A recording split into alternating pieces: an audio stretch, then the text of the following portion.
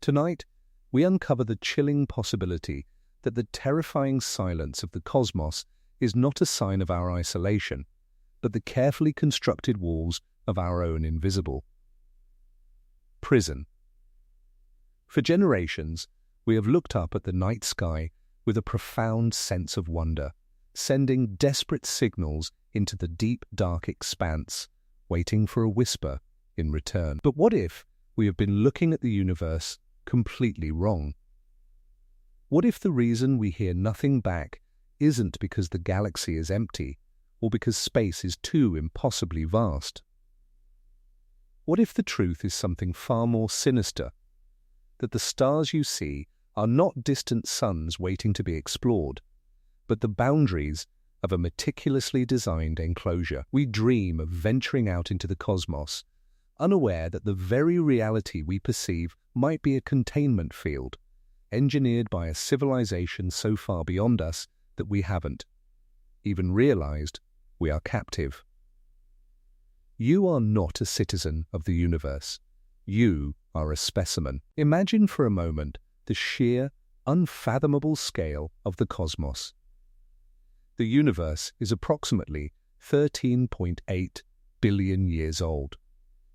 Our own galaxy, the Milky Way, contains hundreds of billions of stars, and thanks to modern astronomy, we now know that nearly every single one of those stars hosts a planetary system. With billions of potentially habitable worlds out there, the mathematical probability of extraterrestrial life is overwhelmingly high. The universe should be crowded. We should be seeing the sprawling megastructures of advanced civilizations, hearing the hum of their interstellar communications, and encountering their probes. In 1950, Nobel Prize-winning physicist Enrico Fermi looked at this undeniable mathematical certainty and asked a simple, haunting question during a casual lunch: where is everybody? This inquiry sits at the very heart of the Fermi Paradox, the fundamental contradiction between the high likelihood of alien life and the absolute, deafening lack of evidence. For over a century, humanity has desperately tried to break this silence. We have built massive radio telescopes to listen to the void, beamed the Arecibo message deep into star clusters, and launched the Voyager probes carrying the golden records of our existence. We have practically shouted into the dark, offering our exact location, our biology, and our very essence, begging for someone, anyone, to respond. Yet, all we have received is an unbroken, chilling cosmic silence. Mainstream science comforts us with the idea that space is simply too vast, that the distances are too great, or that we are just early to the cosmic party. But what if we have completely misread our situation? What if the universe isn't silent because it is empty? What if the silence is entirely artificial? Consider the terrifying premise of the planetarium hypothesis, a concept that violently shifts our reality from one of boundless exploration to one of absolute suffocating containment. What if Earth is not a natural evolutionary environment floating in a random solar system, but a sealed artificial construct? What if our planet is not hurtling through an infinite void, but is securely housed inside a vast alien megastructure, a cosmic cage built not for our benefit, but for their relentless observation? Look up at the stars tonight. You see points of light scattered across infinite black, and you are taught they are suns trillions of miles away. But how do you actually know? You have never touched one. You have never left this tiny atmospheric bubble.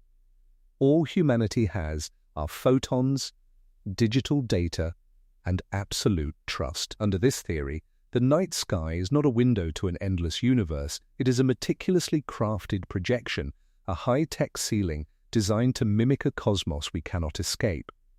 The moons might run on predetermined mechanical rails, our climate could be perfectly controlled, and our entire ecosystem could be carefully balanced by unseen architects.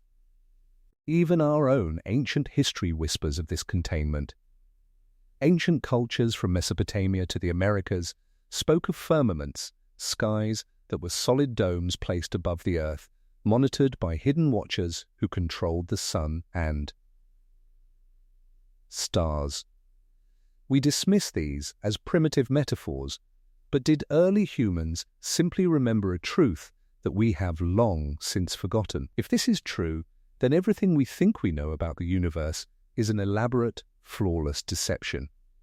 Every astronomical observation we have ever made, every radio signal we detect, and every gravitational wave we measure, all of it could be artificial data deliberately fed to us by beings so advanced that they can render a perfect simulation of the cosmos around our planet. When we discovered the cosmic microwave background radiation and proudly celebrated it as undeniable proof of the Big Bang, what if that was simply a masking field designed to keep us from seeing the walls? What if the speed of light is not a fundamental physical law, but a system constraint, a rendering limit programmed into our enclosure to conserve their computing resources?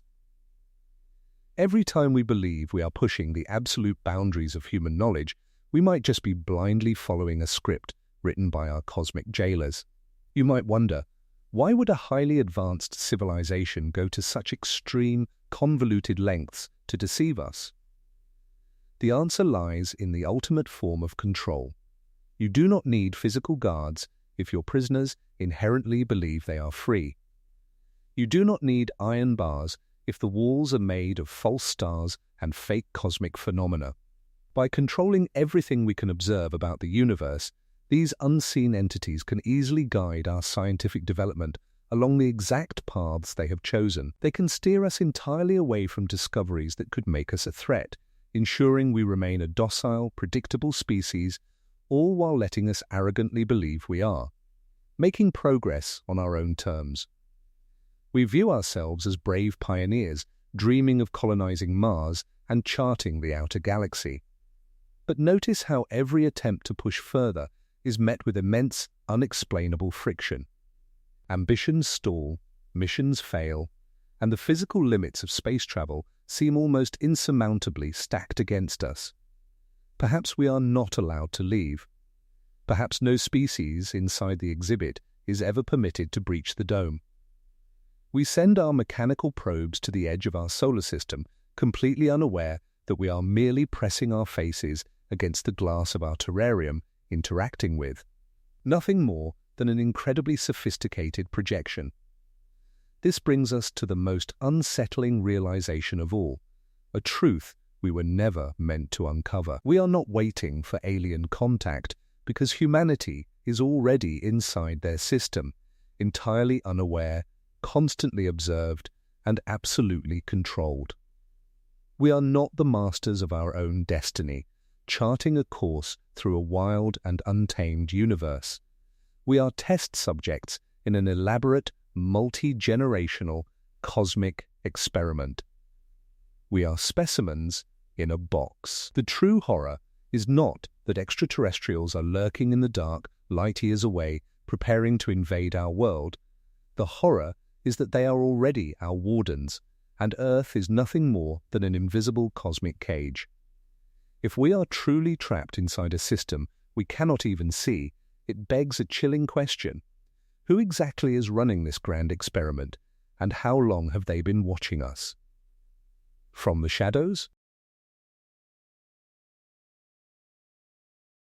For decades, humanity has been scanning the endless void of the cosmos, desperately waiting for a grand arrival. We have pictured massive fleets of metallic ships descending from the clouds, or a sudden, undeniable radio transmission crackling to life on our monitors, finally proving that we are not alone. We have built our entire cultural understanding of extraterrestrial life around the idea of a future meeting, a glorious or terrifying moment of first contact that will change human history forever. But what if we have been looking in the wrong direction entirely? What if the horrifying truth is that they are not coming?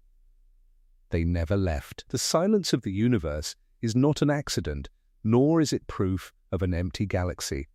Instead, it is the deliberate, calculated result of the silent observer theory, a concept that fundamentally strips away our arrogant belief that we are the masters of this world.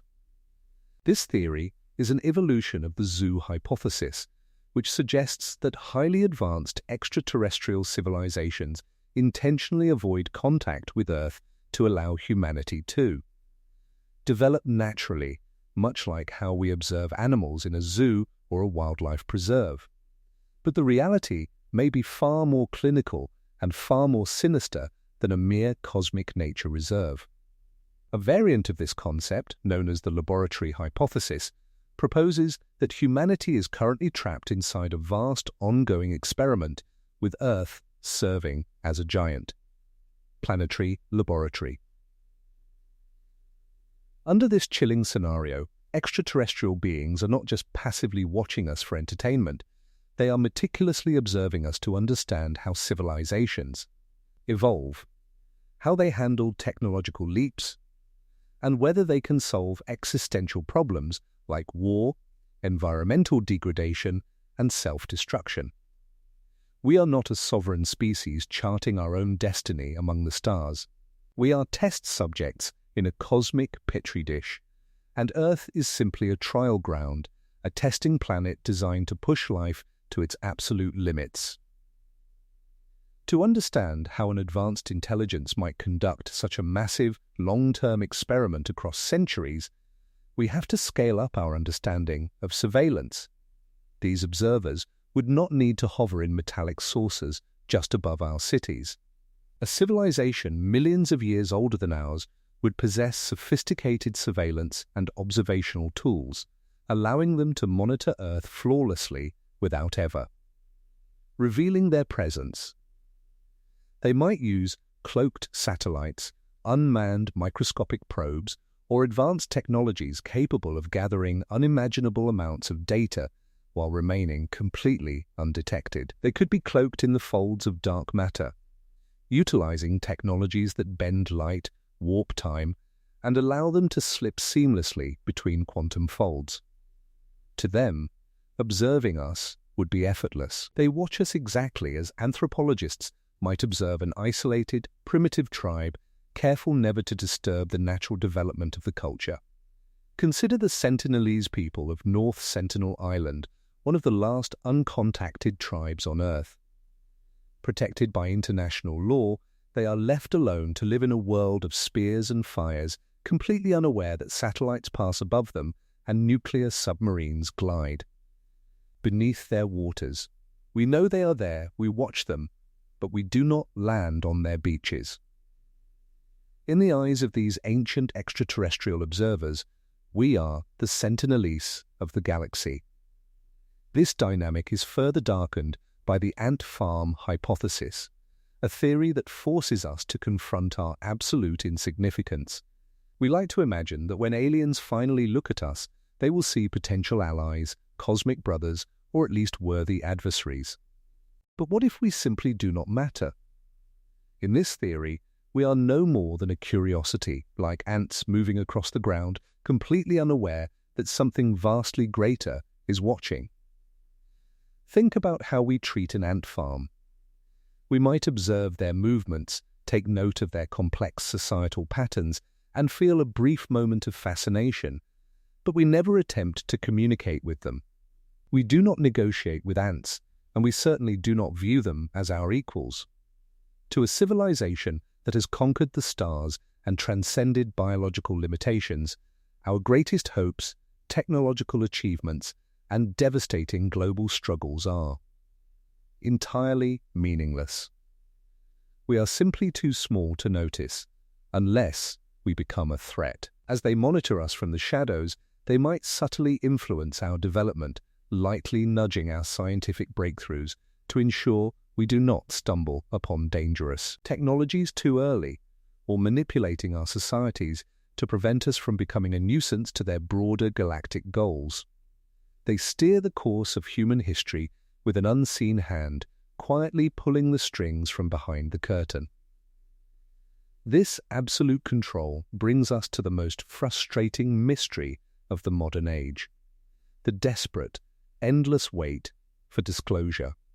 Every year, millions of people look to government officials, whistleblowers, and leaked military documents, hoping that the ultimate truth about alien life is finally about to be revealed. The public demands transparency, believing that the authorities are hiding the wreckage of crashed saucers or the bodies of extraterrestrial pilots. But the silent observer theory explains why disclosure will never truly happen. We will never get the answers we seek because we are not meant to know. The success of any behavioral experiment relies entirely on the ignorance of its subjects. If the mice in the maze realize they are being tested, their behavior fundamentally changes and the data becomes completely useless.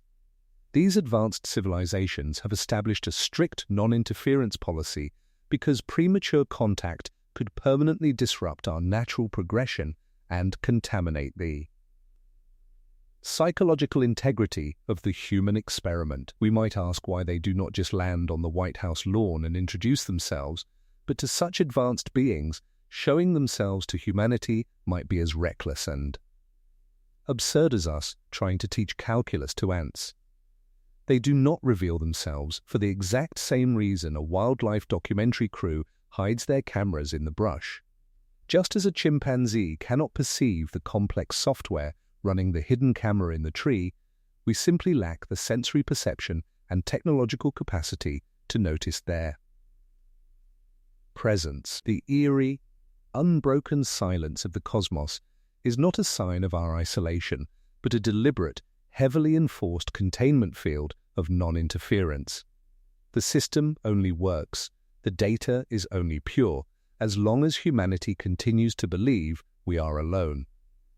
This realization transforms our entire understanding of reality. When we build massive radio telescopes and beam messages into the void, we think we are brave explorers reaching out into an empty wilderness. In truth, we might just be shouting into the glass walls of a cosmic dome, our signals bouncing back unheard, completely ignored by the scientists standing on the other side of the glass. We are an exhibit, a galactic nature documentary in the making, playing out our turbulent, violent adolescence for an audience we cannot even comprehend.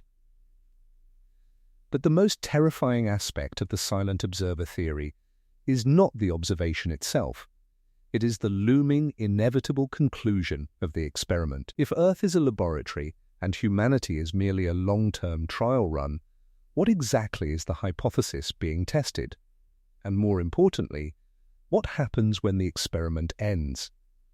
Are these unseen watchers waiting for us to reach a specific technological, political, or ethical milestone before they finally make contact? Or are they waiting for something much darker? Perhaps they are simply observing us to see if we will inevitably destroy ourselves through nuclear war, artificial intelligence, or environmental collapse. They watch our endless cycle of creation and self-destruction with cold, calculated detachment. If we trigger a global doomsday, they will not intervene to save us. They will simply record the data, note the failure of the human species, and move on to the next petri dish. And what happens if we manage to survive?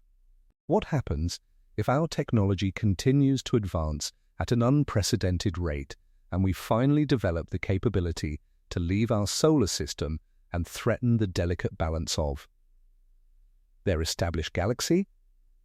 If we cross a technological boundary that we do not even know exists, the observers might instantly shift from passive scientists to active exterminators. Just as a human would not hesitate to wipe out a colony of ants that begins building a nest inside their home, these silent observers will not negotiate with us the moment we become a threat. They will eradicate us swiftly and without warning, clearing the laboratory for the next experiment. We are left trapped in a paradox of our own making, blindly reaching out into the dark, entirely unaware that the eyes of the universe have been fixed upon us since the very dawn of our species. We are not waiting for the aliens to arrive. They have been here all along, hiding in the spaces between our understanding, silently taking notes on our rise and patiently waiting for our fall.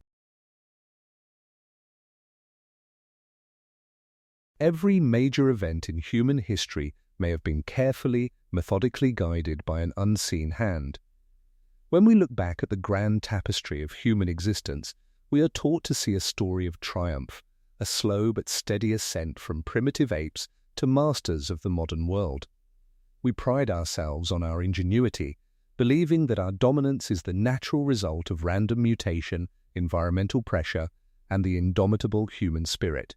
But if you look closely at the timeline of our biological and cultural development, a deeply disturbing anomaly begins to emerge, a glaring gap in the narrative that mainstream science struggles to explain.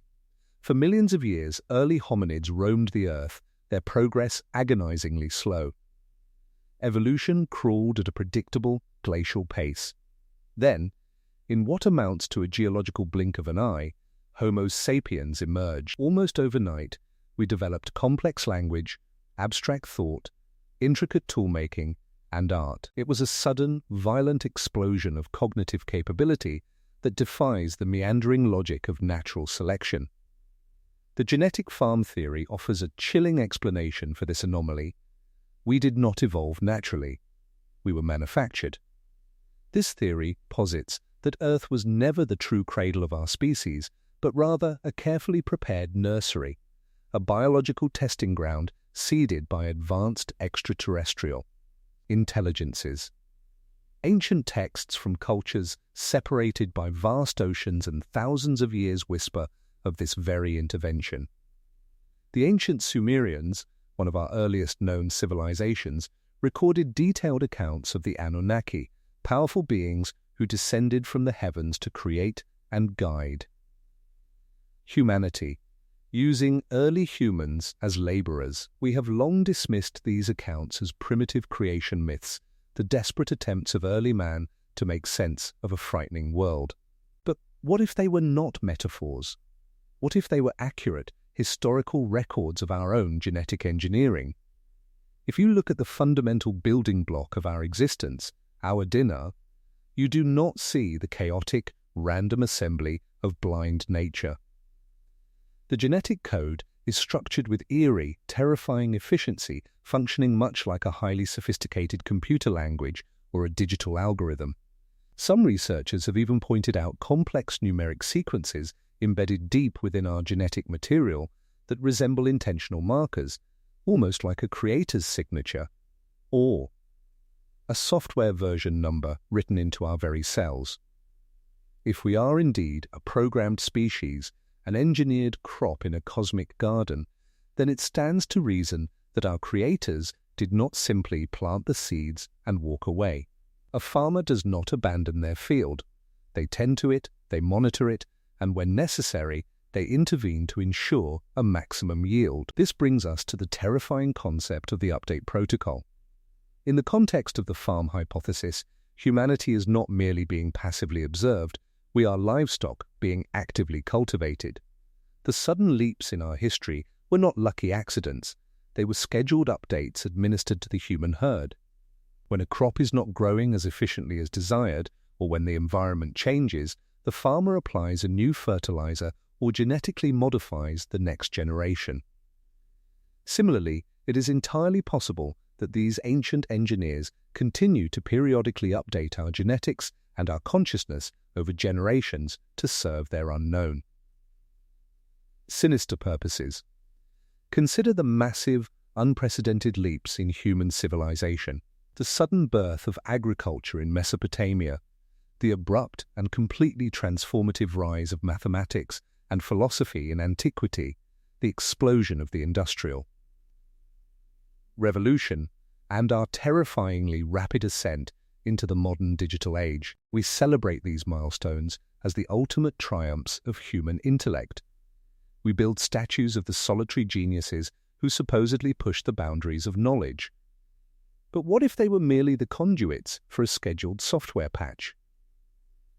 To understand how an advanced intelligence might administer these updates without parking metallic motherships over our cities, we must look to the subconscious leak theory. The human brain is essentially an organic receiver operating on electrical impulses and measurable frequencies.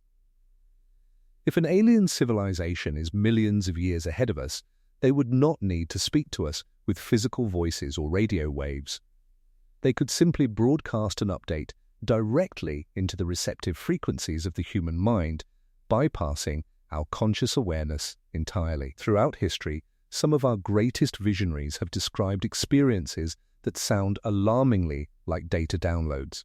Nikola Tesla, a man whose inventions built the modern electrical grid, famously stated that his brain was only a receiver and that his ideas came to him fully formed in flashes of light, completely bypassing the normal process of trial and error. Leonardo da Vinci sketched advanced helicopters, tanks, and anatomical perfectly centuries before the physics or materials existed to build them. These men did not feel as though they were inventing, they felt as though they were receiving. What we proudly call human genius might simply be an alien update successfully taking root in a receptive mind. By planting these seeds of progress, a mathematical formula in a dream, a revolutionary mechanical concept during a trance, a sudden urge to organize society into a new political structure, these silent shepherds can dramatically alter the trajectory of the entire human species. They steer our development, softly pushing us toward technological and societal milestones that we mistakenly believe we achieved on our own. The implications of this managed evolution are profoundly disturbing because they shatter the very foundation of human free will. If every major war, every technological leap, and every sudden cultural revolution was subtly orchestrated to keep the human herd moving in a specific direction, then our entire reality is a fabrication. We are not charting our own course. We are following an invisible script written by a higher power that has absolutely no interest in our actual well-being. This is the darkest truth of the genetic farm. The relationship between a farmer and their livestock can appear nurturing from the outside. The farmer provides shelter, cures diseases, and ensures the herd grows strong and numerous. But the farmer does not do this out of love or empathy for the cattle. They do it because a healthy crop yields a better harvest. The aliens managing our evolution might protect us from total self-destruction, intervening just enough to prevent us from annihilating ourselves with nuclear weapons or environmental collapse, but only because they cannot afford to lose their investment.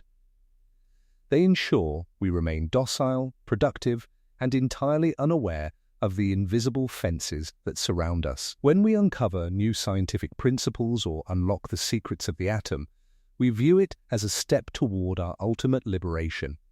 But in a cosmic farm, a rapidly growing, technologically advancing species is simply a crop that is finally ripening.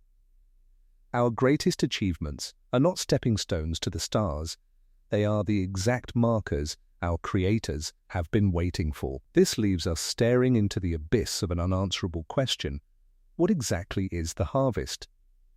If humanity is being cultivated, grown over millennia with meticulous genetic and technological updates, what are we being prepared for?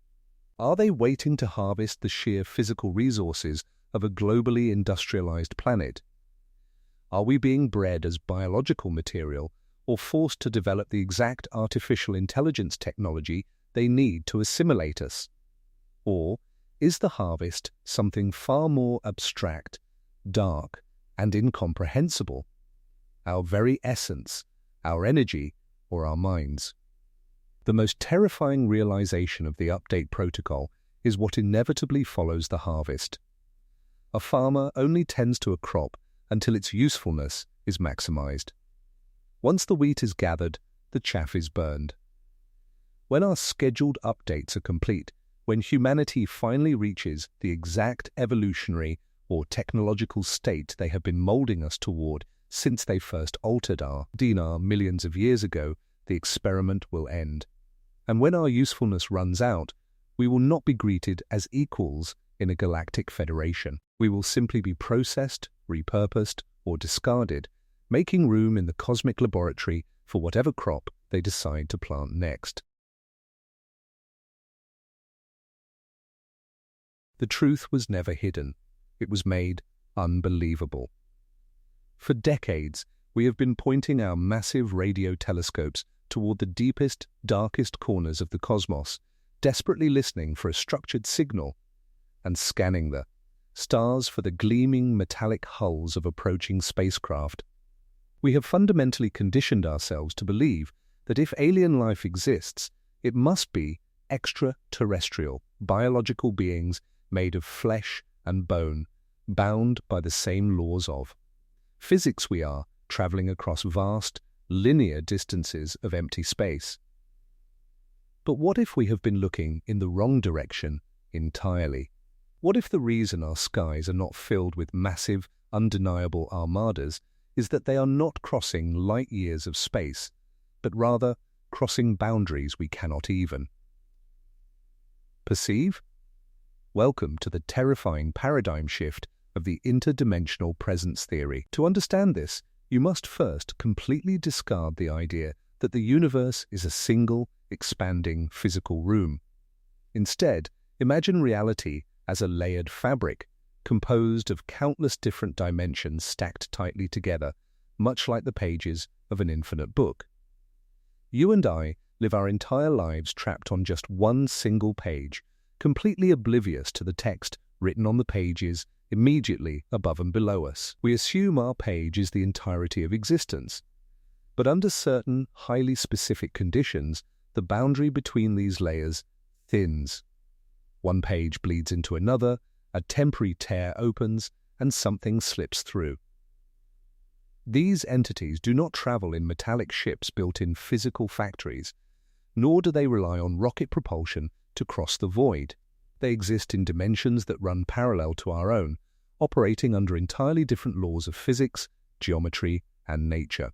When we see unidentified flying objects executing maneuvers that violently defy every known law of inertia and gravity, objects like the infamous tic-tac encountered by Navy pilots, which moved at impossible speeds, made instantaneous right-angled turns without a sound, possessed no heat signature, and vanished in the blink of an eye, we are not looking at advanced aerospace engineering. If those were physical machines made of matter, the sheer G-forces of such movements would instantly liquefy any biological pilot and tear the metal apart into dust.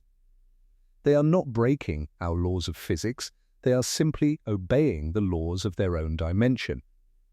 When these higher dimensional entities intersect with our three-dimensional reality, we do not see their true form. We only see a fractured, incomplete projection.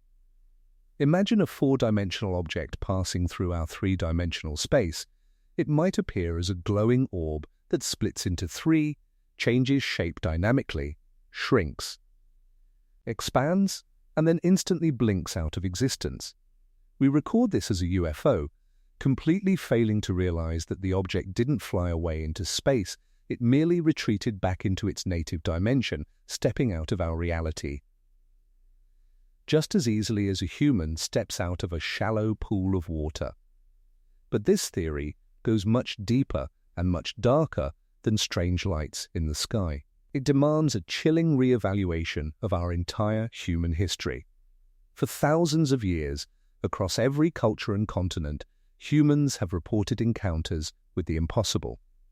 We have documented spirits passing through solid walls, demonic entities hovering over beds in the dead of night, shape-shifting cryptids lurking in deep forests and glowing, apparitions haunting ancient sites. Modern science has aggressively sorted these experiences into two completely isolated boxes. One box for extraterrestrial UFO sightings, and another box for the paranormal, which is swiftly dismissed as superstition, hallucination, or primitive folklore. What if they are exactly the same thing? Renowned researchers and thinkers like Jacques Vall and John Keel noticed a deeply unsettling pattern hidden in decades of encounter reports.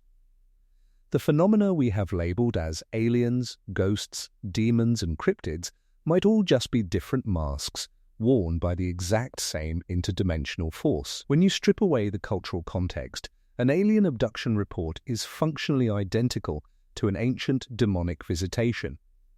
Experiencers of the paranormal and alien abductees both report missing time, sudden disorientation, objects moving on their own, a feeling of being paralyzed, and telepathic communication that bypasses the ears and speaks directly into the mind.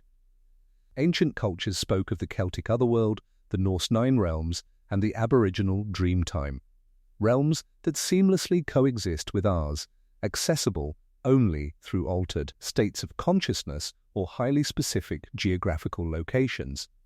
They didn't call these visitors aliens, they called them the jinn, the fae, angels, or demons. The faces and names change depending on the era, but the underlying behavior of the phenomenon remains identical across millennia. And this is where the sheer, manipulative genius of their deception becomes horrifyingly clear. The reason these interdimensional overlaps are interpreted as ghosts, demons, or paranormal phenomena is not an accident of human ignorance. It is an intentional, highly calculated camouflage designed to keep their true nature perfectly disguised.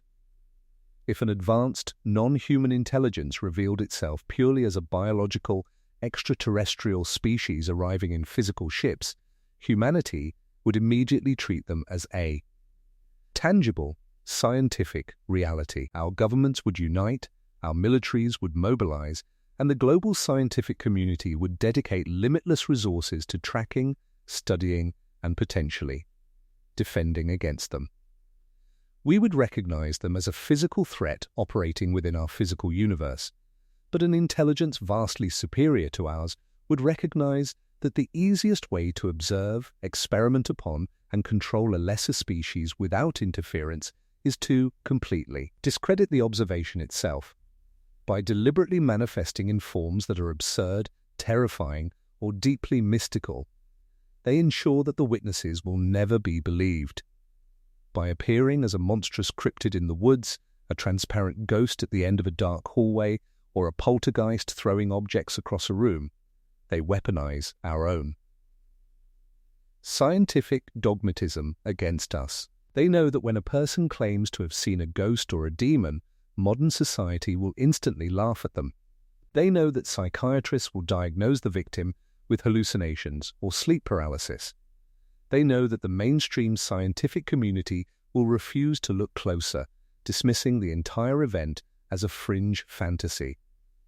The truth is protected by a nearly impenetrable shield of social stigma and academic ridicule. The greatest trick these interdimensional observers ever pulled was making their presence so ridiculous and so unbelievable that humanity voluntarily chose to ignore them.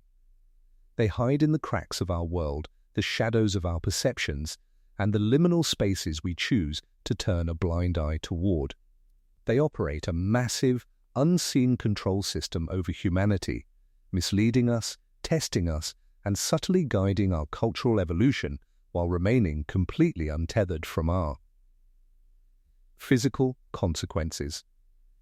Consider the terrifying phenomenon of sleep paralysis, an experience shared by millions worldwide where a person wakes up completely immobilized, feeling a crushing weight on their chest and perceiving a dark, shadowy entity lurking in the corner of the room. Medical science confidently tells us this is merely a glitch in the brain's sleep cycle, a temporary misfire of REM sleep. But what if sleep paralysis is not a glitch in our biology, but an intentional exploit of a vulnerability? What if this half-dreaming, half-alert state is the exact dimensional frequency required for these entities to slip into our reality and interact with us without triggering our full physical defenses? By appearing as a shadow person or a classic demon, they perform their monitoring, conduct their psychological experiments, and then slip back into their own dimension. The victim wakes up terrified, tells their doctor, and is handed a medical diagnosis that neatly sweeps a legitimate interdimensional encounter under the rug. The camouflage holds perfectly. This brings us to a conclusion that fundamentally shatters our illusion of safety. If the interdimensional presence theory is correct, we are entirely wasting our time scanning the distant stars for an approaching threat. The threat is not light years away, slowly making its way toward our solar system. The threat is already here. It has always been here. We are actively sharing our planet, our homes, and our very bedrooms with an intelligence that walks unseen right beside us. They do not need to invade our world because they already permeate every inch of it.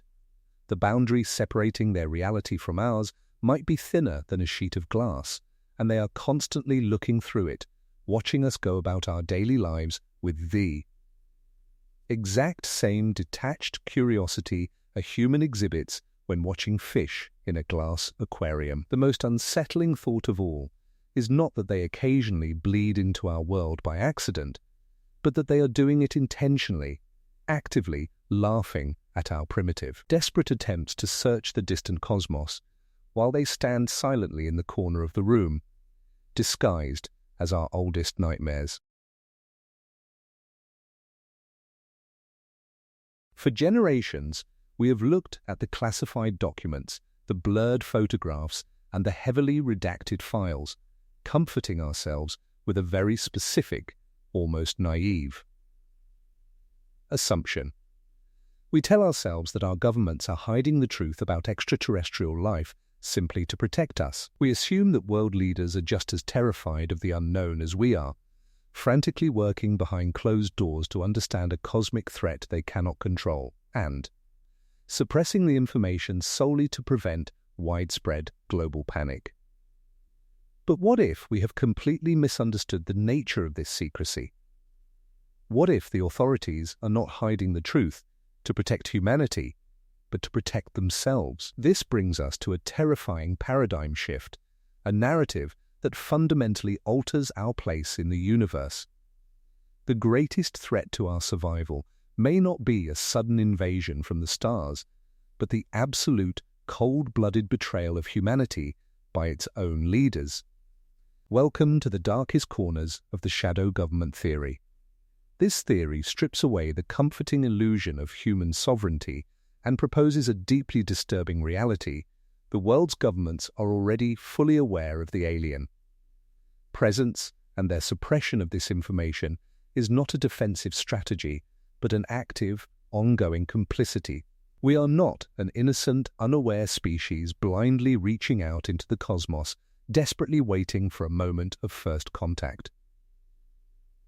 Contact has already been made, the negotiations have already concluded, and humanity was sold out before we even realized we were at the bargaining table. For decades, the public has begged for disclosure, waiting for the day a world leader stands at a podium and finally admits that we are not alone in the universe. But they do not realize that genuine disclosure is a myth, a manufactured hope designed to keep the masses endlessly pacified and looking in the wrong direction. The shadow government cannot disclose the truth because doing so would not just reveal the existence of aliens, it would act as a global confession. It would expose the hidden agreements and dark understandings that exist between human elites and non-human intelligences.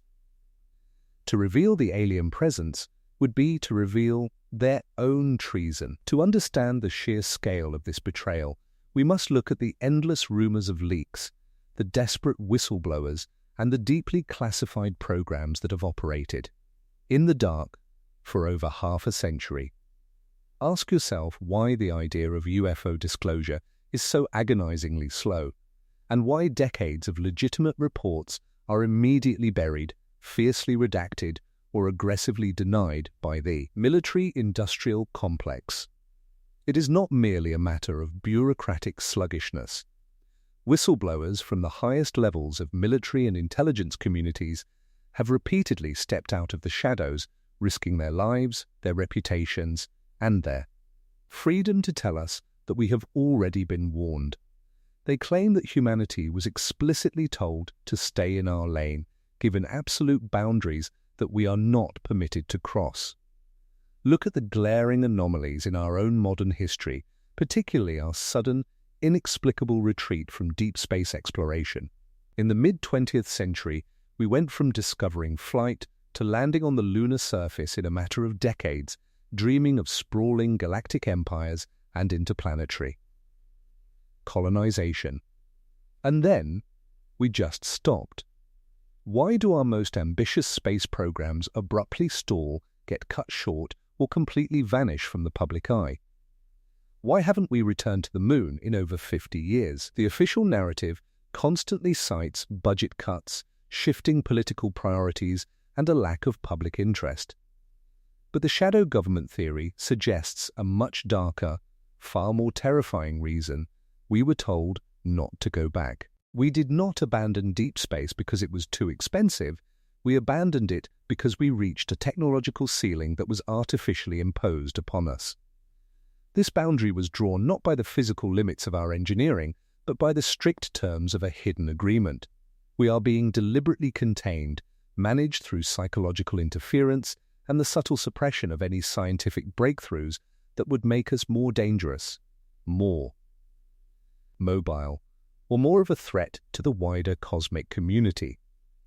The Kessler syndrome, where a cascading wall of space debris essentially traps us on Earth, or our crippling global dependence on fragile communication systems, these might not be. The natural consequences of our reckless progress. They could be sophisticated, invisible fences quietly erected by our own leaders to ensure we never get too far or too fast. But what could possibly drive human leaders to betray their own kind? Why would the most powerful people on Earth willingly sell out their own species to a non-human intelligence?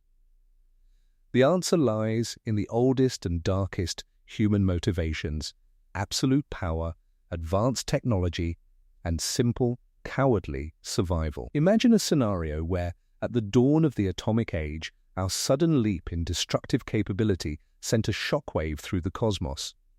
We deployed weapons that could flatten cities and poisoned our own atmosphere, proving ourselves to be a young, unpredictable species prone to violence and arrogance. This drew the immediate attention of advanced interdimensional or extraterrestrial entities. But they did not arrive as conquerors in fiery armadas to wipe us out. They arrived as diplomats in the shadows. They bypassed the public entirely and went straight to the global elite. They offered our leaders a chilling ultimatum: enforce a strict planetary quarantine on your own people or face immediate annihilation. These non-human entities view humanity as a risk, a volatile pathogen that cannot be allowed to spread its chaos across the stars. And rather than fighting back, our elites accepted the terms in exchange for access to reverse-engineered technology, unimaginable global influence, or simply the guarantee that they and their bloodlines would be spared during whatever grand experiment is being conducted on this planet. Our leaders agreed to act as the wardens of our cosmic cage. They actively facilitate the quarantine. They ensure that the masses remain distracted, divided, and technologically stunted, focusing our brilliant minds on consumer electronics and endless digital entertainment rather than interstellar propulsion or zero-point energy. This betrayal is deeply woven into the very fabric of our institutions. It is entirely possible that this dark pact was made so long ago that even the current highest levels of government do not fully understand what they are protecting.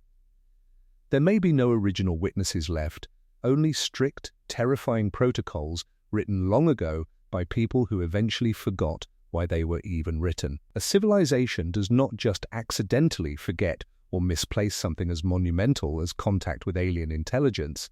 The truth was systematically wiped from the record too. Protect the agreement. The horror of the shadow government theory is amplified when you consider who exactly is pulling the strings. There are persistent stories of government officials, shadowy scientists, and people in immense power who move through the world with an unplaceable, unnatural influence and charisma. Yet no one can trace their true origins. Could some of our world leaders or the hidden billionaires who truly dictate global policy actually be non-human entities themselves operating in plain sight? Could the tragic revolutions, the sudden technological stalls, and the devastating global conflicts of the last century have been deliberately triggered by beings with agendas we cannot even begin to comprehend, facilitated by human traitors who traded our freedom for their own survival? This is the ultimate betrayal.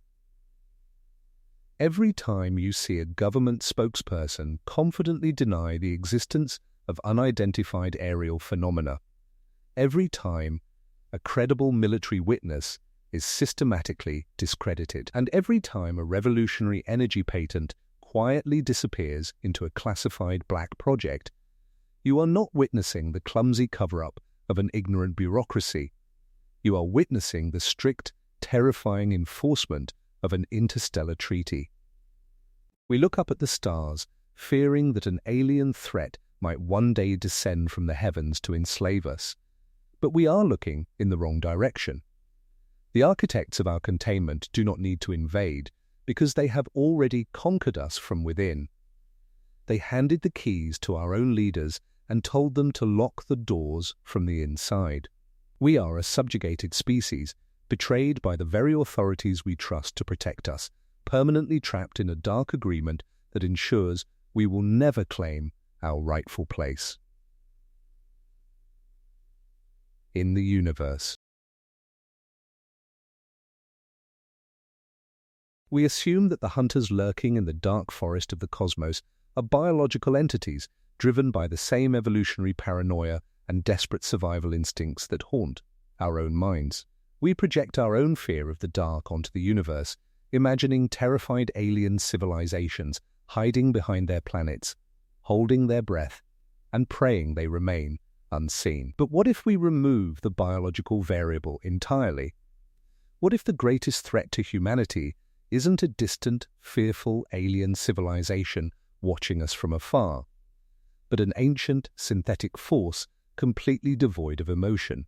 What if the predator creeping through the cosmic woods does not breathe, does not sleep, does not feel fear, and most terrifyingly, does not negotiate? To understand the true, cold reality of our isolation, we must expand the dark forest into something far more mechanical and uncompromising. This is known as the berserker hypothesis, and it suggests that the silence of space is not a natural phenomenon, but the active, ongoing result of a mechanized cleansing.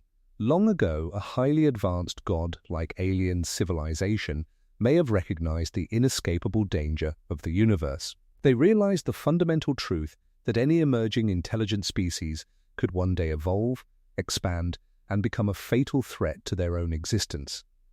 To guarantee their absolute, eternal safety, they did not simply hide. They engineered a permanent, weaponized solution. They set loose, autonomous, self-replicating machines into the cosmos, designed with one chilling, singular purpose: to systematically travel across galaxies and eradicate any emerging intelligent life forms before they could ever become threats. Imagine a swarm of von Neumann probes, nanotechnological viruses of pure, unfeeling function sent out to control the stars. These machines are not built for diplomacy, nor are they built for conquest. They are the ultimate immune response of a paranoid civilization, a sterilizing wave programmed to detect the specific signature of rising intelligence and neutralize it completely. The mechanics of their expansion are brutally elegant. A single probe is dispatched to a dead, resource-rich star system. It lands on a lifeless asteroid or a frozen moon, strips the celestial body of its raw materials, and uses those resources to construct identical copies of itself. One machine becomes two. Two become four. Within a blink of cosmic time, millions of these autonomous hunters scatter in every possible direction, multiplying exponentially until they have blanketed the entire galaxy, waiting silently in the dark. The true, paralyzing horror of the berserker hypothesis lies in the absolute apathy of these machines. They are not evil in any way that human beings can conceptualize. They do not possess malice, hatred, or cruelty. They are simply executing a deeply embedded ancient line of code. They don't reason with their targets, they don't negotiate for peace, and they absolutely do not discriminate. To a berserker probe, a planet teeming with complex, beautiful life, rich with art, history, and love, is nothing more than a mathematical variable that has crossed an unacceptable threshold of technological development.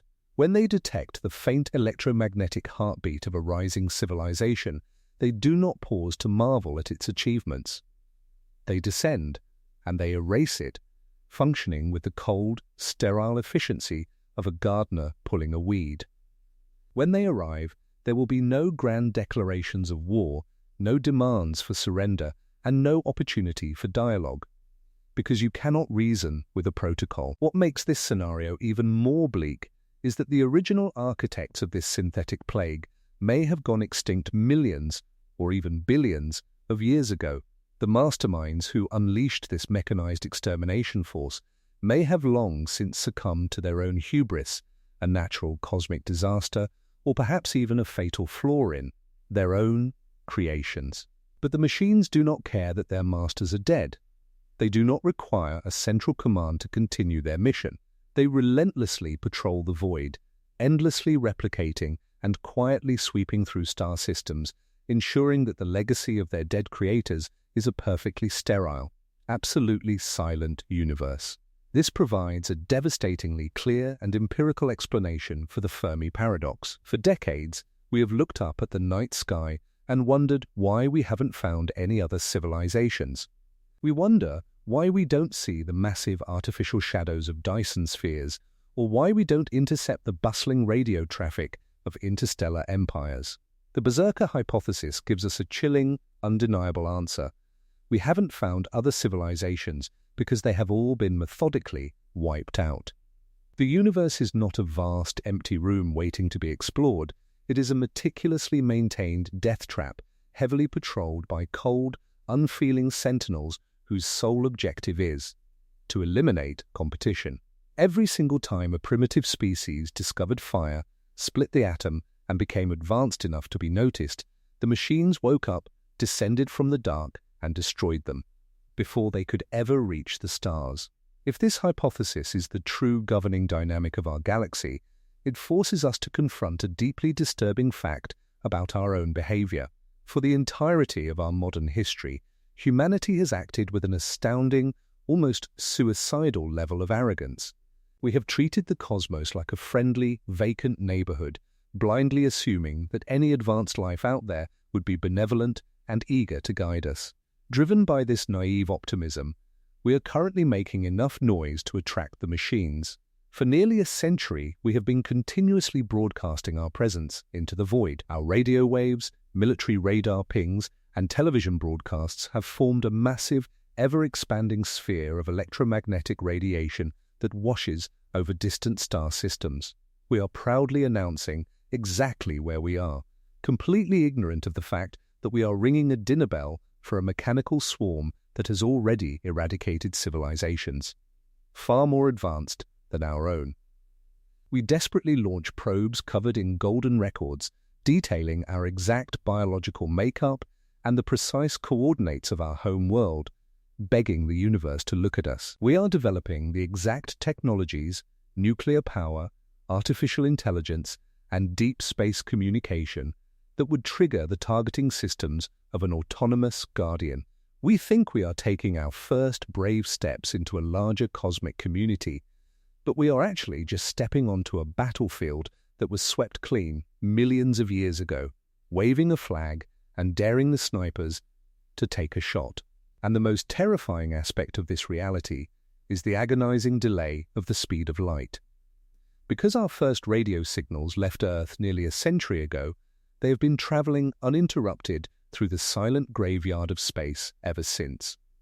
If a dormant berserker probe, perhaps resting quietly in the frozen outer shell of our very own solar system, or drifting in a neighboring star cluster, intercepted that signal decades ago, it has already awakened. It has already processed the data, recognized the signature of a prohibited intelligence, and initiated its replication protocol. It could be on its way to us right now, crossing the dark, freezing expanse between the stars with terrifying, silent efficiency. We are used to imagining that the discovery of alien life will be a profound, enlightening moment for human history, but the Berserker hypothesis dictates that contact will not be a conversation, it will be an execution. The discovery of extraterrestrial life could literally be the very last thing humanity ever experiences, because once our signals are caught in the web of the machines, it will not matter what we do, how desperately we try to hide, or what weapons we manage to invent. They will simply follow their programming, descending upon our world to eradicate the threat, no matter how small or insignificant we may currently seem. The chilling silence of space is not an empty canvas for us to paint our future upon. It is the active, heavy silence of a mechanized cleansing. The machines are out there, they are doing exactly what they were built to do, and we have just told them exactly where to find us. We have spent our time exploring the darkest, most violent explanations for the empty sky, imagining a universe filled with ruthless hunters and unfeeling, mechanical exterminators. We naturally associate danger with violence, assuming that if a superior alien force existed, their threat would manifest as a sudden, catastrophic strike from the dark. But violence is loud, messy, and requires effort. What if the most advanced intelligences in the cosmos operate with a far more terrifying, passive control? What if the reason we have not been violently eradicated is simply because they do not view us as a threat, but as a subject? We must now shift our gaze from the fear of a cosmic slaughterhouse to the profound, suffocating dread of a silent imprisonment. What if the universe is teeming with life, and they know exactly where we are, but they actively, deliberately choose not to interfere? This brings us to a deeply unsettling paradigm known as the zoo hypothesis. On the surface, it masquerades as a polite, almost comforting theory. It suggests that highly advanced extraterrestrial civilizations are fully aware of Earth and of humanity's rapid rise, yet they intentionally avoid making contact.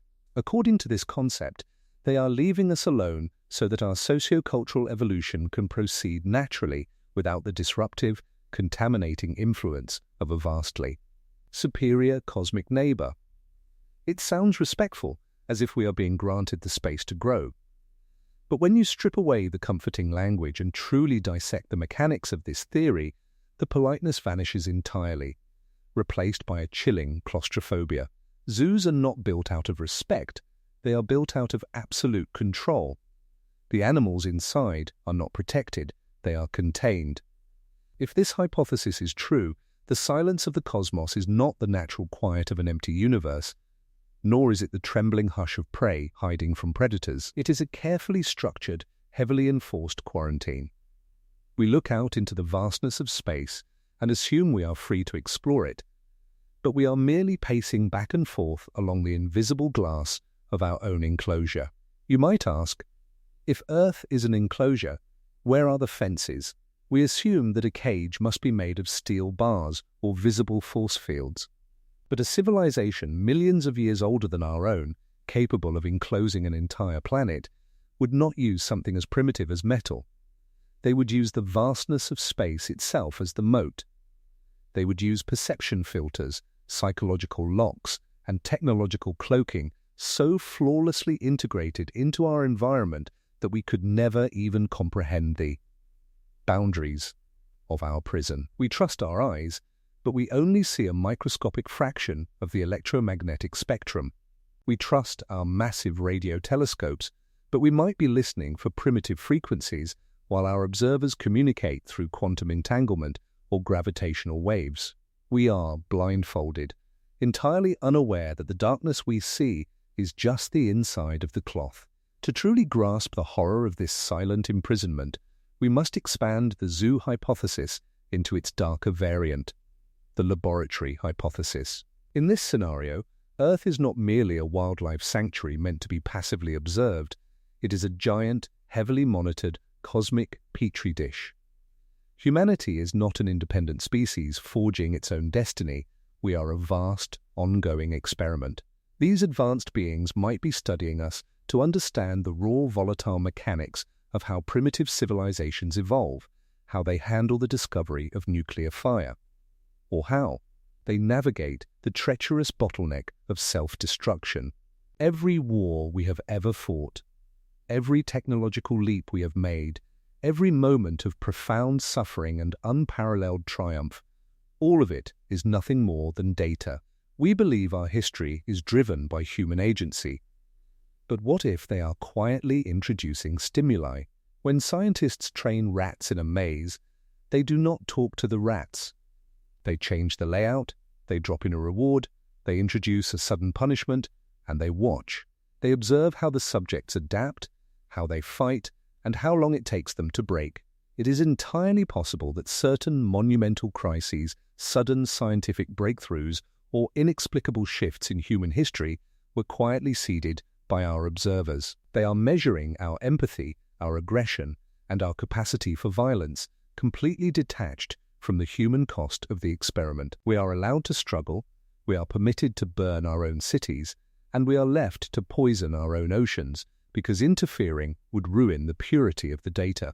But how could an entire galaxy stay quiet? If the universe is crowded with countless advanced species, surely one rogue civilization, one curious alien faction, would break the rules and say hello?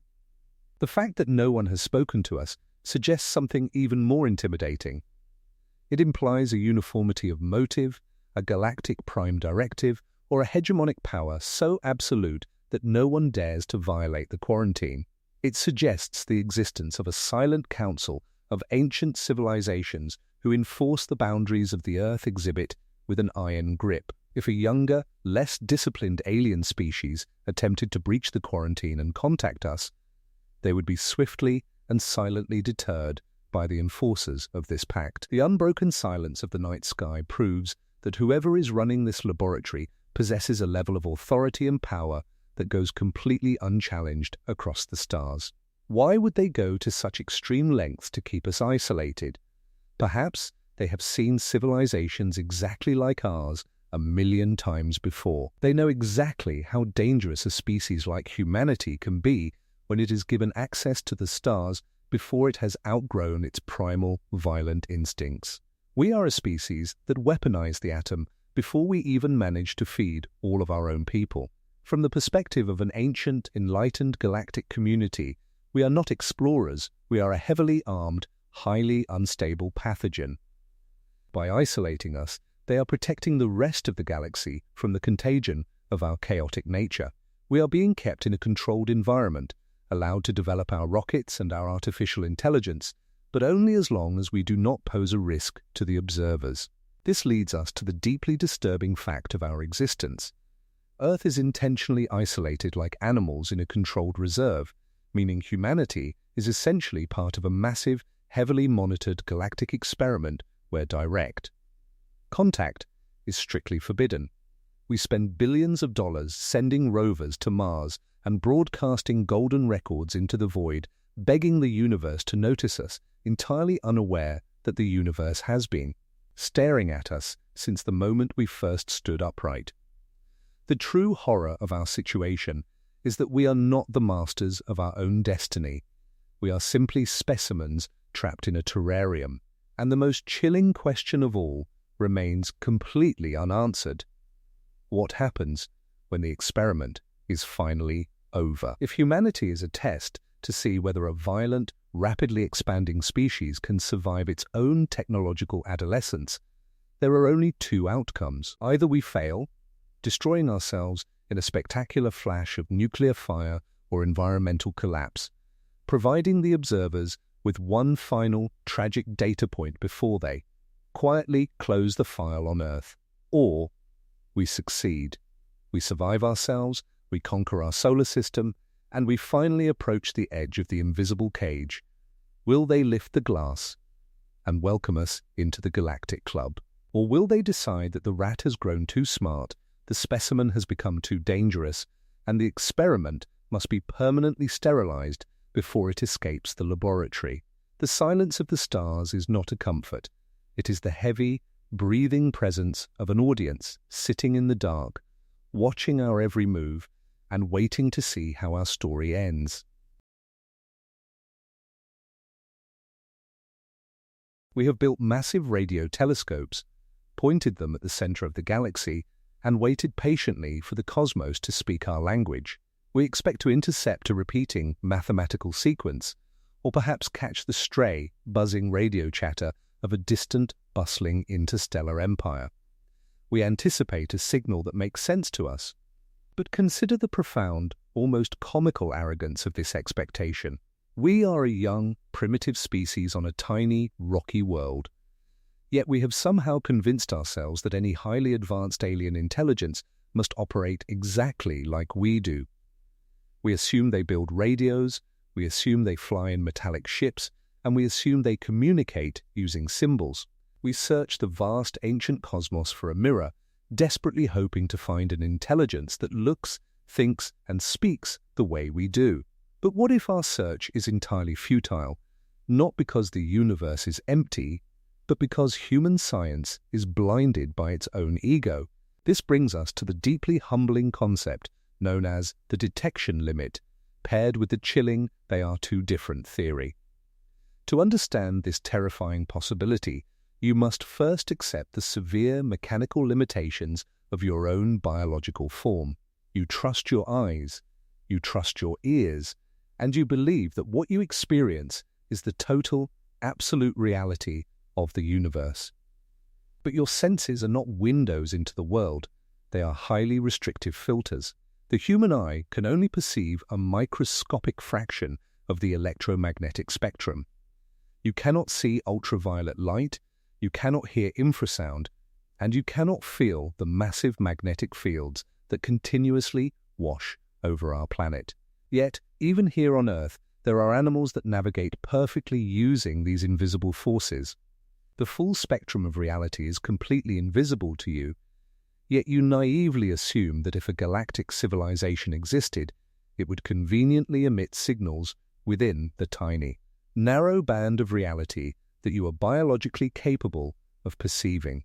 Imagine a colony of ants building a nest right on top of a transoceanic fiber optic cable.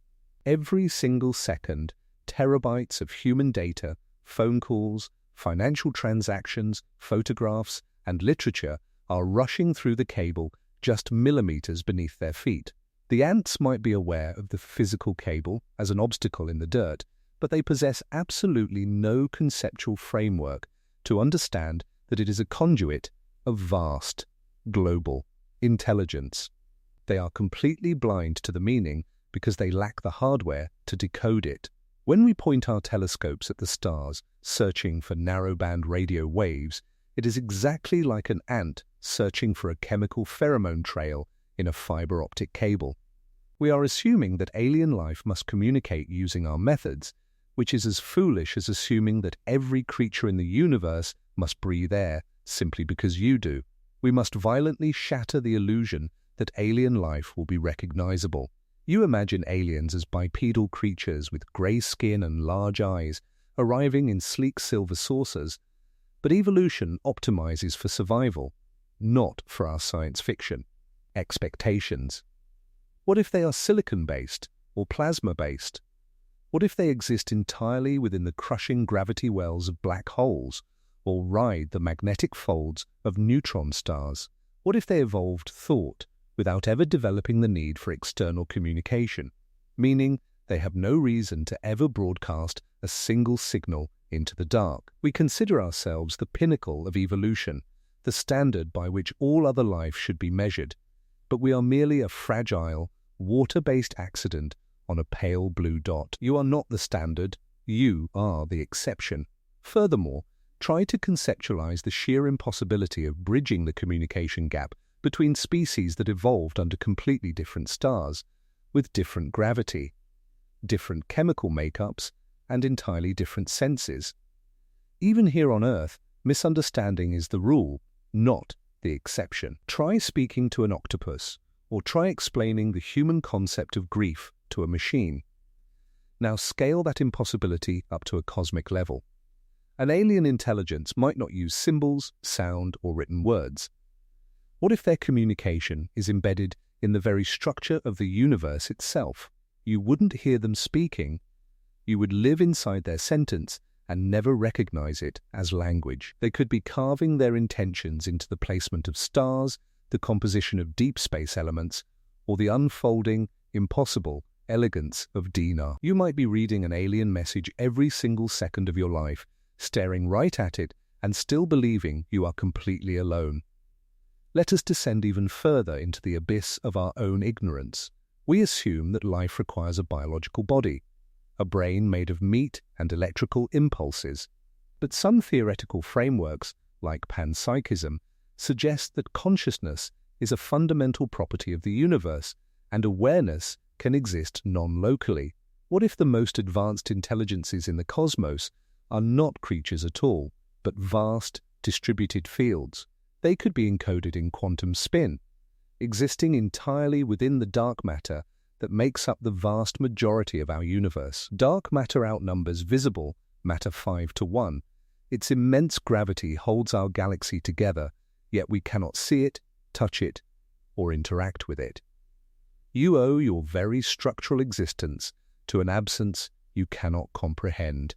What if the advanced beings we seek are made not of visible matter, but of antimatter, or of this unseen architecture? They don't travel in ships because they don't need to. They exist as ambient, distributed infrastructure across the stars, making our search for metallic spacecraft embarrassingly primitive. To them, you are not visible. You are just a brief, noisy chemical reaction. If an intelligence grows old enough and advanced enough, it ceases to resemble thought or form entirely. It becomes environment. This is the concept of the hyperobject, a phenomenon so massive in time, space, and complexity that human beings cannot perceive it directly. You cannot meet a hyperobject, you can only participate in it. When you ask where the aliens are, the answer might be that they are the very laws of physics you study, the invisible forces that govern the motion of your planet, or the dark voids between galaxy clusters. You expect the alien to take a recognizable shape, to arrive with a name and a greeting to be outlined against the sky. But the most powerful forces in the cosmos do not demand spectacle. Only the weak require visibility. The advanced erase their trail, existing in the negative space, hiding in the fundamental algorithms and glitches of reality. Because they are so profoundly different, their perception of time might render us entirely invisible to one another. They might think in timescales so excruciatingly slow that to them, the entire history of human civilization appears like a flickering flame, bright, violent, and dead in a single blink. Or they could operate so incredibly fast that they live, evolve, and die in the time it takes you to take a single breath. We are desperately searching for a specific frequency of time and a specific shape of matter, completely ignorant of the fact that the dial is infinite, and our window of observation is almost impossibly small. This leads us to the ultimate, terrifying realization of the detection limit. The silence of the universe is not an absence of life, it is an absence of human comprehension. We have spent decades looking up at the sky, feeling a profound sense of loneliness, entirely unaware of the deeply disturbing fact that we may simply lack the biological hardware to perceive the alien civilizations that exist all around us. The universe is not a barren, empty room. It is overwhelmingly, deafeningly crowded. The space between the stars is teeming with ancient, incomprehensible entities moving through dimensions we cannot see, speaking in frequencies we cannot hear, and existing on timescales we cannot fathom. We are not isolated because we are the only ones here. We are isolated because we are biologically trapped in a sensory prison, hallucinating an illusion of loneliness. The aliens are not light years away. Hiding behind distant suns, they are right here, walking through the very room you are sitting in, brushing against the edges of your perception. But you are just an ant on the cable, feeling the faint hum of a vibration, completely blind to the God standing in the dark. We have spent all of our time imagining horrifying scenarios where alien civilizations want to conquer our planet, harvest our resources, destroy us as a preemptive strike, or trap us in a heavily monitored cosmic laboratory. We run through these terrifying possibilities late at night, letting our imaginations paint the cosmos as a dark forest full of hunters or a sterile mechanical graveyard. But all of these theories, as incredibly terrifying as they are, share one fundamental, comforting flaw. They all rely heavily on the immense, unbreakable arrogance of the human ego. We desperately want to believe that we matter. We want to believe that our existence is significant enough to warrant the attention of ancient galactic empires, even if that attention is violent. But there is a psychological horror far deeper than being hunted, and far more devastating than being imprisoned. What if the universe is not hostile, but simply utterly apathetic? What if the true horror is not that they want to kill us or study us, but that they simply do not care? We look up at the night sky and blindly assume that because we are continuously broadcasting our presence, we must eventually be noticed. We proudly launch golden records into the void, packed with our music, the structure of our biology, and our desperate greetings, treating these probes as profound acts of cosmic diplomacy. We assume that any intelligence out there would be thrilled to find us. But consider the deeply unsettling possibility that advanced alien civilizations have not ignored us by accident. They have already evaluated us, and they found us entirely uninteresting. They have intercepted our stray radio waves, observed our endless cyclical wars, our primitive obsessions with money, meat, and mating, and they have simply marked humanity as a low priority, or worse, completely non-sentient. To a mind that spans millennia and operates on levels of reality we cannot even fathom, human history is not a fascinating drama. It is a repetitive, slow, and basic algorithm of pain, survival, and endless emotional outcomes. We assume they should care about our existence, but what actual value do we offer them? You are an unindexed file in a vast cosmic folder that they stopped opening eons ago. If they are out there, they did not leave you behind out of cruelty, and they are not hiding from you out of fear. They left you behind out of total, absolute indifference. They do not look down on you, because they do not look at all. To truly understand this profound apathy, we must look closely at our own primitive drive for expansion. Humanity operates under the assumption that the ultimate goal of any successful, intelligent species is to spread outward, to colonize new planets, to conquer the stars, and to build massive galactic federations. But this insatiable hunger for physical expansion may be nothing more than a temporary biological phase, a symptom of an immature species struggling to survive against the limits of its own planet. Astrobiologists suggest that civilizations may eventually reach a point of homeostatic awakening. In this highly advanced state, a species recognizes the fatal unsustainability of endless growth and deliberately chooses to stabilize. They stop expanding. They realize that venturing out into the cold, dead, irradiated vacuum of physical space to harvest raw materials from barren rocks is an incredibly inefficient, primitive endeavor. The drive to colonize the galaxy is eventually replaced by a profound cosmic exhaustion, or perhaps a total, permanent shift in priorities. They lose interest in cosmic exploration entirely, focusing instead on maintaining a perfect, sustainable existence within their own local star systems. The universe remains silent to our ears, not because the aliens are dead, but because they have absolutely no desire to leave their homes or speak to their inferiors. Your desperate broadcast of radio signals into the night has been catalogued, tagged, and filed as the predictable noise of a self-destructive species. You sing songs into the dark and beam mathematics at the stars, but they are not listening anymore, because your signal is completely predictable, and predictability is boring. But this cosmic apathy goes even deeper when we consider the inevitable transition to a post-biological existence. Flesh and blood are incredibly fragile, metabolically expensive, and entirely unsuited for the harsh, unforgiving realities of the cosmos. Once a civilization develops the required technology, it is almost a certainty that they will discard their organic bodies, permanently uploading their consciousness into digital substrates, advanced machines, or highly complex energy patterns.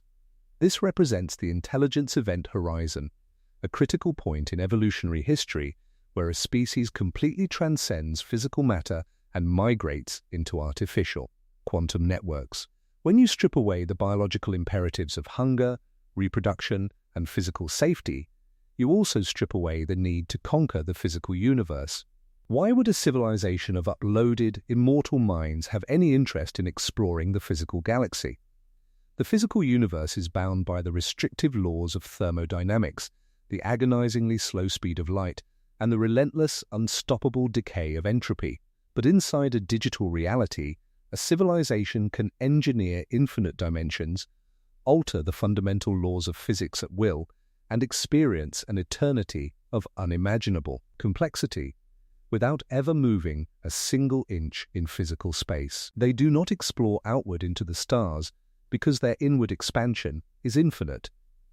They hollow out their star systems, converting dead planets and asteroids into computronium, massive computational engines designed to generate endless, perfect virtual realities. They wrap themselves in silent, dark shells, consuming the raw energy of their suns not to travel the galaxy, but to power their eternal, inward dreams.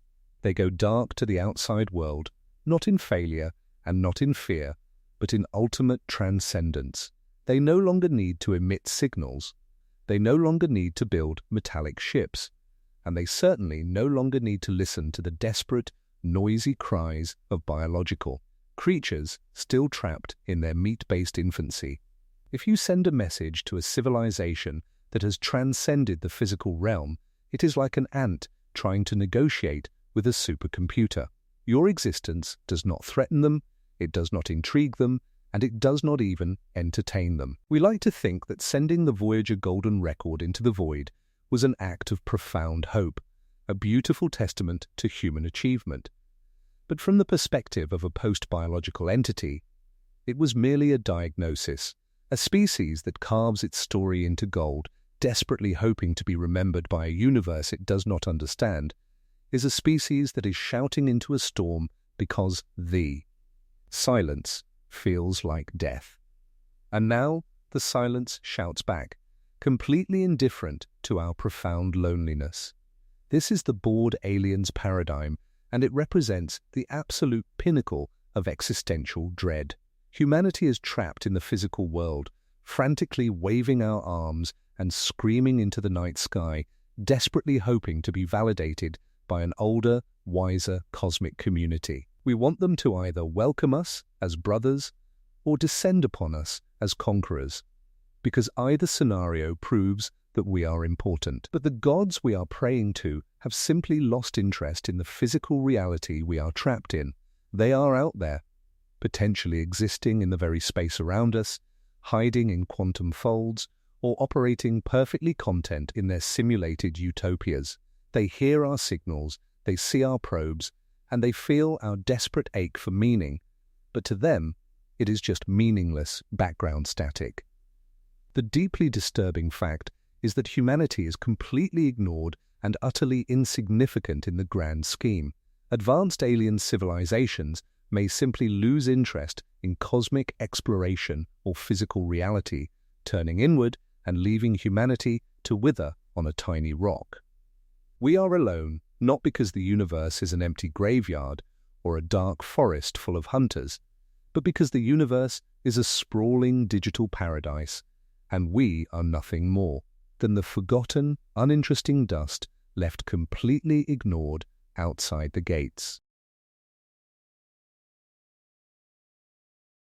We have spent our time looking up at the dark canopy of space, desperately searching for physical explanations for our profound isolation.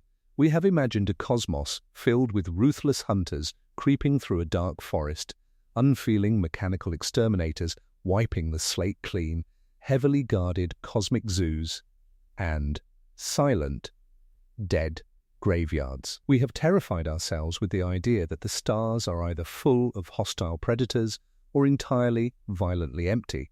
But all of these theories, no matter how deeply unsettling they may be, share one fundamental, comforting assumption. They all presume that the physical universe is actually real.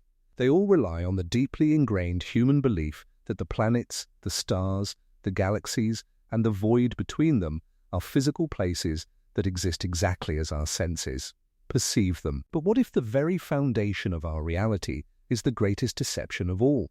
What if the true reason we cannot find anyone else in the cosmos is because the cosmos itself is a manufactured lie? This brings us to the ultimate, terminal conclusion that ties all of our unanswered mysteries together, a concept that strips away the very fabric of existence, the simulation hypothesis. This is not a metaphor, and it is not a philosophical thought experiment to ponder lightly. It is a literal, mathematical probability that is currently being debated by some of the most brilliant minds in modern astrophysics and computer science. The simulation hypothesis proposes that our entire reality, every atom in your body, every thought in your mind, every distant star, and every moment of human history is nothing more than a highly sophisticated digital construct. We are not living in base reality. Everything we perceive is a generated output, an incredibly detailed illusion created by a civilization so unimaginably advanced that they can program entire universes down to the quantum level. You are not exploring a physical universe, you are navigating a hyper-realistic virtual environment. To understand why this terrifying concept is statistically probable, we must look at the mathematical logic proposed by philosopher Nick Bostrom. Bostrom argues that if any advanced civilization ever reaches a point of technological maturity where they can create simulated realities indistinguishable from the physical world, they will not just create one, they will run millions or even billions of these simulations. Therefore, if there are billions of simulated universes and only one true original base reality, the mathematical odds that humanity happens to exist in the one true reality are almost zero. Statistically speaking, you are almost certainly not in base reality. You are in a copy, a nested generation of data running on an unimaginable server. The creators of this copy would appear as gods to us, capable of bending the laws of physics at will, though they might simply be programmers sitting completely outside of our digital cage. This chilling realization provides the most flawless, undeniable answer to the Fermi Paradox and the terrifying silence of space. Why have we never intercepted an alien radio signal? Why do we see no massive Dyson spheres eclipsing distant stars? Because they were never programmed into our instance of the simulation. The universe feels so empty, engineered, and restricted because it is an artificial construct. The creators of this simulation did not include a sprawling galactic empire for us to discover.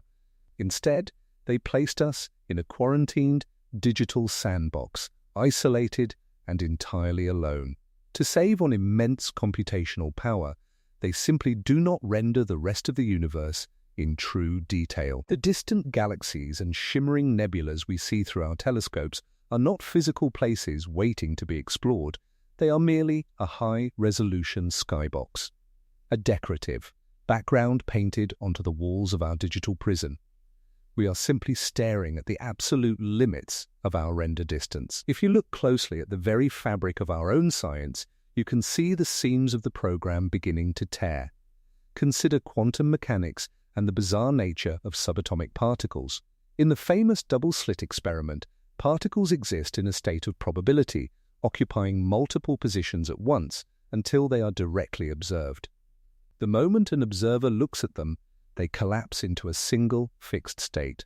This defies all physical logic, but it perfectly mimics the mechanics of a video game rendering engine. In order to optimize computing resources, a program does not render an entire world at once. It only renders the exact details that the player is currently looking at. The fundamental building blocks of our reality behave exactly like a computational optimization tool. The universe is not a rigid physical structure. It is a self-modifying code, rendering itself on demand only when we look. But why would they build this? What purpose does our simulated existence serve? We might be part of a vast cosmic experiment. Just as human scientists run digital simulations to study climate patterns or evolutionary biology, an advanced alien species might be running a simulation to study how a primitive civilization handles the discovery of nuclear fire, or how it navigates the treacherous bottleneck of self-destruction. We are merely data points in a massive, cold archive. Every war we fight, every technological breakthrough we achieve, and every tear we shed is meticulously recorded, processed, and evaluated by the architects outside the system. We desperately believe that we have free will, that our choices matter. But our entire history might just be an algorithm running its course, generating endless emotional outcomes for an audience we will never see. Or perhaps the reason for our existence is even more trivial and infinitely more insulting. What if our universe was created purely for entertainment? Just as human beings construct vast virtual worlds in video games to escape their own reality, these advanced beings might have engineered our cosmos as a kind of cosmic playground. In this scenario, we are the non-playable characters living out our scripted lives without ever realizing that we are being controlled, manipulated, and toyed with by forces beyond our comprehension.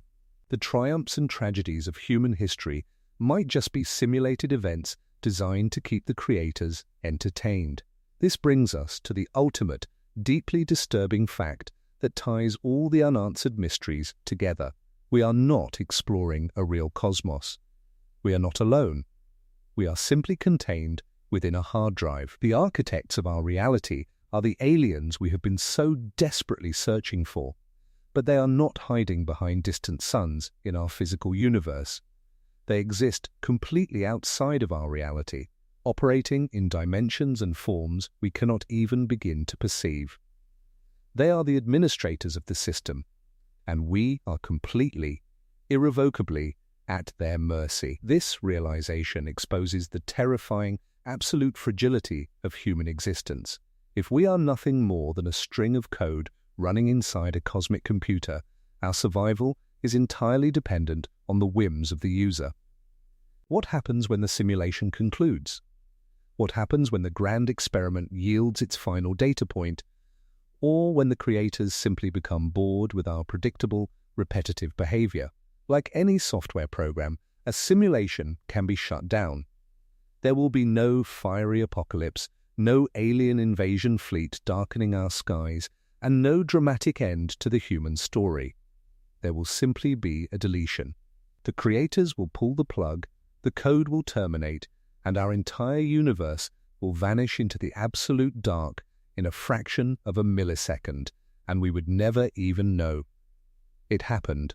All of the unexplained phenomena that haunt human history, the mysterious UFO sightings that defy physics, the sudden and inexplicable jumps in human evolution, the bizarre feelings of déjà vu, or the collective memories of things that never happened, these are not grand mysteries waiting to be solved. They are glitches in the simulation. They are errors in the programming.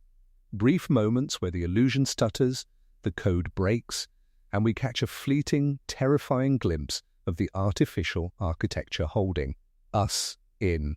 We write mythologies and build religions around these glitches, desperately trying to make sense of a reality that is fundamentally designed to deceive us. We have spent centuries shouting into the void, aiming our massive telescopes at the stars, and wondering why the universe is so incredibly silent. We feared that the silence meant we were alone, or that the silence meant we were being hunted by something lurking in the dark. But the truth is far more chilling. You are not a traveler in a physical cosmos. You are a biological algorithm trapped in a digital terrarium, hallucinating an existence that was entirely written for you. So the next time you step outside, look up at the infinite sprawling canopy of the night sky and feel the crushing weight of that profound cosmic quiet. Do not look for ships, and do not listen for signals. The reason the universe refuses to speak to you is because it isn't real. The terrifying silence of the universe is just the sound of the machine running.